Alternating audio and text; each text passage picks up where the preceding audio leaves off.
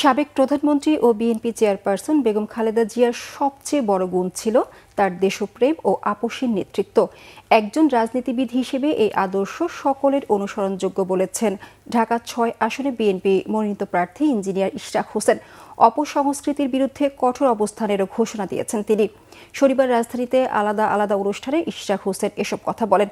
কলতাবাজার রোকনপুর community সেন্টারে বয়স্কদের কোরআন শিক্ষা কার্যক্রম, কোরআন শরীফ বিতরণ ও বিএনপি চেয়ারপারসন বেগম খালেদা জিয়ার রুহের মাগফিরাত কামনায় দোয়া অনুষ্ঠানে ইশরাক হোসেন বলেন, বাংলাদেশের রাষ্ট্র পরিচালনায় মূল চালিকা শক্তি হিসেবে ইসলাম ও কোরআনকে গুরুত্ব দেয়া বিএনপির আদর্শিক অবস্থান।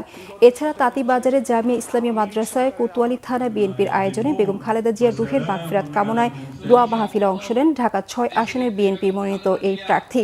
এ সময় ইশরাক হোসেন বলেন, প্রতিবেশী রাষ্ট্রগুলোর সঙ্গে সুসম্পর্ক বজায় রাখা জরুরি হলেও দেশের স্বাধীনতা ও সার্বভৌমত্বের প্রশ্নে বিএনপি কখনো আপোস করবে না।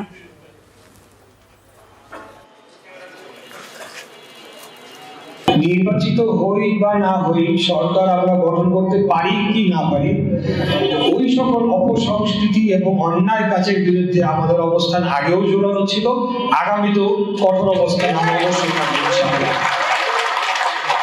কোন ধরনের অবৈধ কার্যকলাপ এবং অনৈতিক কার্যকলাপ যেটা আমাদের সংস্কৃতি না, আমরা যখন বড় হয়েছি আমরা এই সকল কিছু দেখি নাই।